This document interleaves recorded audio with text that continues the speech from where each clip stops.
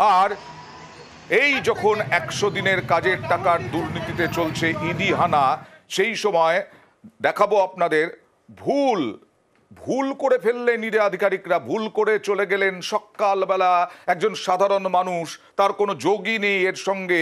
সেই সন্দীপ সাধুকার নামে অভিযোগ ছিল, সেই সন্দীপ সাধুকার বাড়িতে না, তিনি চলে গেলেন, তারা চলে গেলেন সন্দীপ সাধুকার নামে, স্পেলিং অন্য, তার বাবার নামও অন্য, তার ঠিকানাও অন্য, তার থানাও অন্য। চলে গেলেন ইডি আধিকারিকরা, সেখানে গিয়ে একেবারে কেন্দ্রীয় নিরাপত্তা বাহিনী নিয়ে, একেবারে সাঁজোয়া বাহিনী নিয়ে, মানে কিরকম অবস্থা হয় একটা পরিবারের যারা এর মধ্যে নেই, তাদের বাড়িতে ইডি আর কেন্দ্রীয় বাহিনী নিয়ে। পাড়া প্রতিবেশী সবাই তখন একটাই চোখ, একটাই নজর তাদের বাড়িতে। আর নাম বিভ্রাটে ভুল বাড়িতে গিয়ে ছেলের সাথে কথা বললেন। কথা বলবো প্রতিনিধি ওঙ্কারের সঙ্গে। ওঙ্কার, এখন ইডি আধিকারিকরা বারবার বিভিন্ন জায়গা থেকে বলছেন ক্ষমা চাইতে হবে, সেই ইডি আধিকারিকদের মুখে কুলুপ এখনো।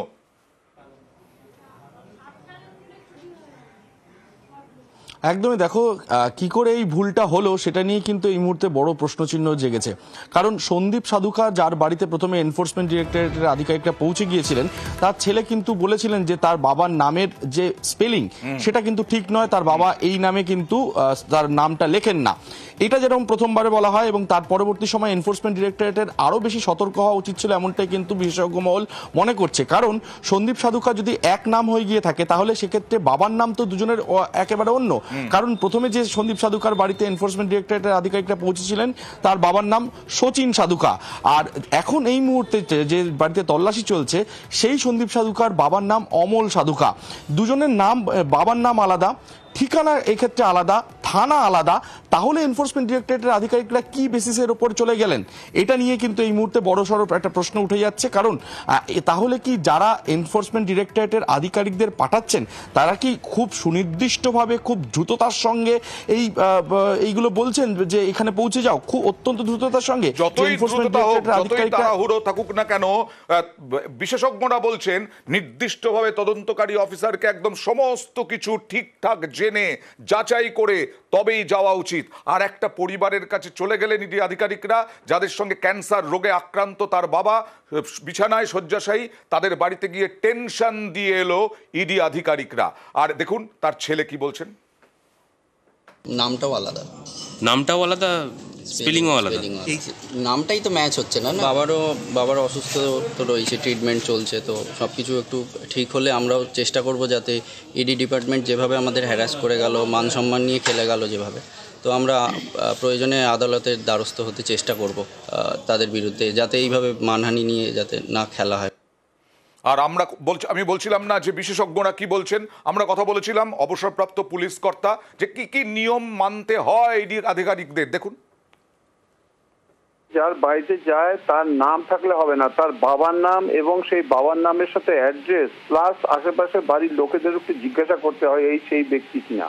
এখন একটা জানতে হবে যে ইডি এনফোর্সমেন্ট ডাইরেক্টরেট যারা আছে তাদের মধ্যে কিন্তু 85% হচ্ছে IRS অফিসার, IRS। যদি নাম ভুল হয়ে থাকে এটা কিন্তু একটা গর্হিত কাজ। এটা ওনাদের কিন্তু আরো স্ক্রুটিনাইজ করে একটা বাড়িতে যাওয়া মানে আশেপাশের মানুষ খুব অপমান করবে তাদের, এই তো ইডি এসেছিল, তাদের সম্মানহানি হচ্ছে। গ্রামের চৌকিদারকে দিয়ে তো এটা ইনকোয়ারি করতে হচ্ছে না বা এক্সিকিউট করা হচ্ছে না। যে ব্যক্তি যে ইনকোয়ারি করেছে, যে তদন্তকারী officer, he will be solidly responsible. আরো অনেক সতর্কতা অবলম্বন করে কিন্তু করা উচিত কাজ। আর এই নিয়েও রাজনীতি তোলপাড়।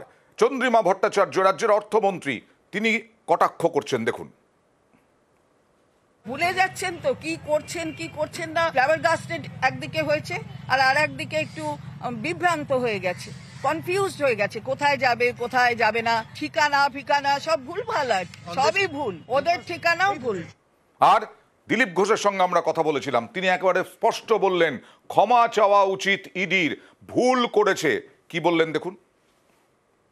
না, এটা যদি হয়ে থাকে তা নিঃসন্দেহে ভুল কাজ হয়েছে, এটা হওয়া উচিত নয়। এত চোর একই নামের ভুলও যেখানে যাচ্ছে, যে নেতা সবার বাড়িতে রেড হতে পারে, সবার নাম লিস্টে আছে, সেই জন্য হয়তো ভুল করেছে। আর ভুল করাটা ঠিক না, ইনফরমেশন নিয়ে যাওয়া উচিত, নাহলে ওরাও যেমন ভুল প্রমাণিত হবে। টাকা নেই পয়সা নেই যাচ্ছে, এটা নিঃসন্দেহে ক্ষমা চাওয়া উচিত ওদের। আসল সন্দীপ খাঁর বাড়িতে এবার গেল ইডি। ইডি আধিকারিকরা আসল সন্দীপ খাঁর বাড়িতে গেলেন, তল্লাশি চালাচ্ছেন, কিন্তু সন্দীপ সাধুকা এখনো কি বাড়িতে এসেছেন? তিনি বাড়িতে ছিলেন না। কোথা থেকে এলেন কিনা সব দেখাবো একটা ছোট্ট বিরতির পর। কোথাও যাবেন না প্লিজ, সঙ্গে থাকুন।